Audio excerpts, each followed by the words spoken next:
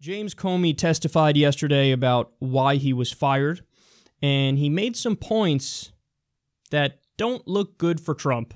Circumstances. First, I was alone with the President of the United States, or the President-elect, soon to be President.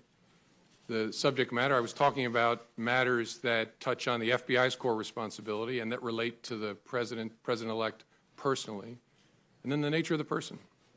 I was honestly concerned that he might lie about the nature of our meeting, and so I thought it really important to document. That combination of things I'd never experienced before, but it led me to believe I got to write it down, and I got to write it down in a very detailed way.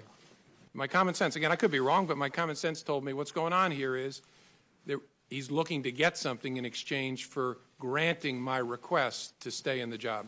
I took it as a direction. Right.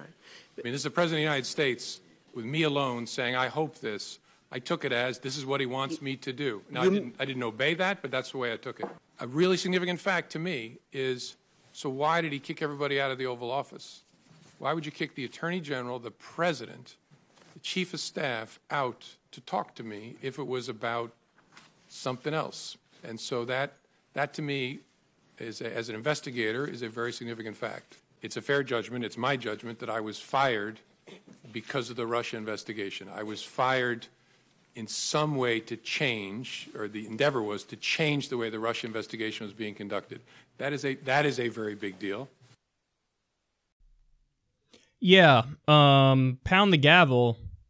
What he's describing is obstruction of justice. I mean, that's what it is. Even if, let's say, hypothetically, Trump is only trying to get him to stop investigating Flynn because he just doesn't like that anybody in his administration is being investigated, and he thinks Flynn's a good guy, as he said, and he's like just trying to help his buddy out here. So, in other words, even if there's no there and the investigation clears everybody, you're still not allowed to do that.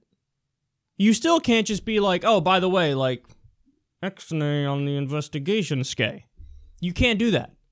And that's what Trump did. And, you know, Comey explained in so many words that this is how he interpreted it, this is how he perceived it. And take it from a guy from New York, that's me, that Trump is a classic New York goon. Like, this is a guy who, there's been countless stories. I haven't covered them much because they have little to do with policy, more to do with, you know, I guess character, which you guys know I don't care as much about the reading into somebody's quirks and character as much as I care about what are you for politically for the people, because somebody could be an asshole but could also be a good politician and do right for the people. But what Trump does is, like, he had to do a lot of deals for real estate where the mafia's cut in on it. Like, there's no question. People say, oh, he may have worked with the mob. May have.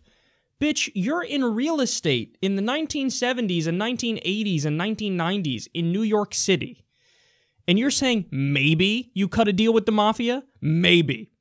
Nobody's building anything in the 70s and 80s and 90s in New York without having the mob involved in one way or another. I mean, that's just... If you don't know that, you don't know New York. Like, that's the way it worked. So, he's that kind of a guy where he's, you know... Hey, come to dinner with me. Look, let's sit down. Let's have a conversation. Trump, by the way, when they ask him about this stuff, he just lies. So he's like, Comey called. He wanted a dinner with me. They asked Comey. He's like, what are you talking? Of course I didn't do that. I'm supposed to be independent over here at the FBI. I don't want, like, he's basically kind of was saying, like, I don't want any relationship with you. He said he spoke to Obama like 2 or 3 times throughout the entire time he served under Obama. Because you want that separation. You want an independent agency. You don't want buddy to be buddy-buddy with this guy. So Comey's like, of course I wouldn't do that. That's, like, unethical. So, but Trump's like, yeah, no, Comey asked me for the dinner, and then we sat down, and I think he was trying to get me to keep him on. And Comey's like, what? First of all, you called a dinner with me, and then you said to me, in so many words, hey, look, if you want to stay on, you might have to do A, B, and C for me real quick. But Trump did it in the typical New York goon way. You kind of test the waters a little bit, you know, feel, oh, where is he on this? Oh, I don't know. And then he probably came to the conclusion, I don't know if he's loyal. He asked him straightforward at one point, I need loyalty. The fuck is this? Like, see, again, this is Trump in his mind going back to, like, the fucking mafia days doing real estate deals. I need loyalty. I need you to get down and kiss my ring. Son, you're president of the United States. This ain't no backroom street bullshit.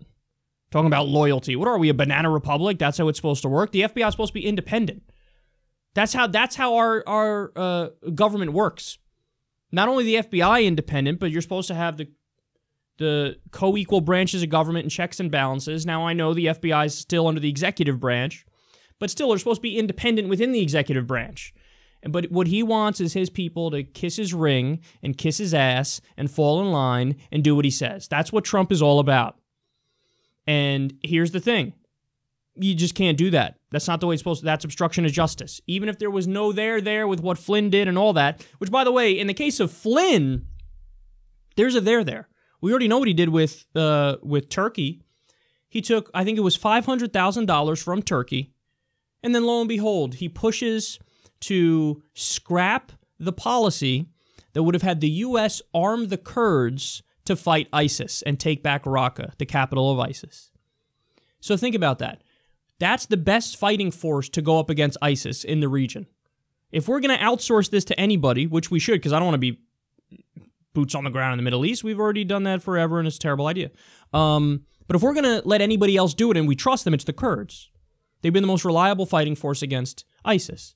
So the idea was, hey, let's help out the Kurds, arm the Kurds, give them aid, and they take back Raqqa from ISIS. Turkey doesn't like that because they hate the Kurds. They've been oppressing the Kurds for decades. So they don't want to arm the Kurds because they feel like, hey, eventually maybe those arms will be turned on us, and we're not happy with that. So they give Flynn $500,000. The plan's all ready to go. Obama set it up, and it was going to be carried out under Trump. And Flynn comes in with the new administration. Back when he was with the administration, he goes, nope, not doing this deal. Really? Why? I don't know, but we're not doing this deal. I don't like this. I don't like this. Could it be because you took $500,000 from the people who say that they don't want that to happen? That's exactly what it is. So that is biasing U.S. policy because you got paid to do so. And in this instance, you're turning away from what the preferred policy is, from what the best policy is. So snub the American people on what the right thing to do is, the proper policy, because your donors gave you money and your donors happen to be a foreign government. You can't do that. So in the case of Flynn, there's smoke and fire. There's already fire there. We've seen the fucking fire. Fire, fire, fire, bitch. So could I picture Flynn having done a similar thing with Russia? Sure. Of course. So he's a special case. And if Trump tries to impede an investigation of him, which the FBI was doing, they were investigating Flynn to get more specifics and to see if there's charges that are going to be brought up. And Trump's like, hey, forget that one. You can't do that.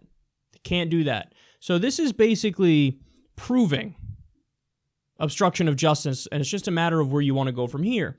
I mean, you can impeach, but the thing is, if you impeach, you're spending a shitload of political capital to impeach Trump, and then you get polite Trump in Mike Pence. That's what Mike Pence is. He's just a polite version of Donald Trump. He'll do all the same draconian shit, but with a smile on his face and with the media less hysterical. That's it.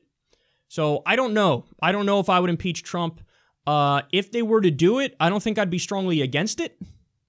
Because again, if you did obstruction of justice, you did obstruction of justice. It is what it is. Like, what do you want me to say? No, I'm not going to come to your defense if you clearly did obstruction of justice, as you did. But if I'm a Democrat, would I lead I will be the one to lead here and say, let's impeach for reasons X, Y, Z? No, because then you're just kind of wasting political capital. Because you're only focusing on this, and that means you're not talking about any of the super serious issues facing the American people that they need you to address, like healthcare, like job loss, unemployment, like the fact we don't have a living wage, like student loan debt and how we need free college, like ending the wars. There's so many things you could focus on that would make you win in a giant wave in the next election. And what the Democrats have done recently is they've leaned on the Russia thing. The corporate Democrats have leaned on the Russia thing to avoid discussing anything substantive that would have them make the American people's lives better. That's not an exaggeration. If you scream Russia, Russia, Russia all day, you're not talking about Medicare for all. You're not talking about free college. You're not talking about a living wage. You're not talking about ending the wars. You're not talking about ending the drug war. You're not talking about re-regulating Wall Street. You're not talking about a New Deal. So it's an easy out for them. They could score cheap political points by saying Russia, Russia, Russia, but then you're not even making any promises to your constituents about things you have to carry through on. So, yeah, but there you have it. James Comey, in so many words, basically saying obstruction of justice. When he was asked specifically, he was like, that's not for me to say. That's for you guys to determine, and I'm sure you'll do that. But let me tell you how I perceived it and what went down. So to me, that seemed pretty clear, and it's just a matter of where they go from here.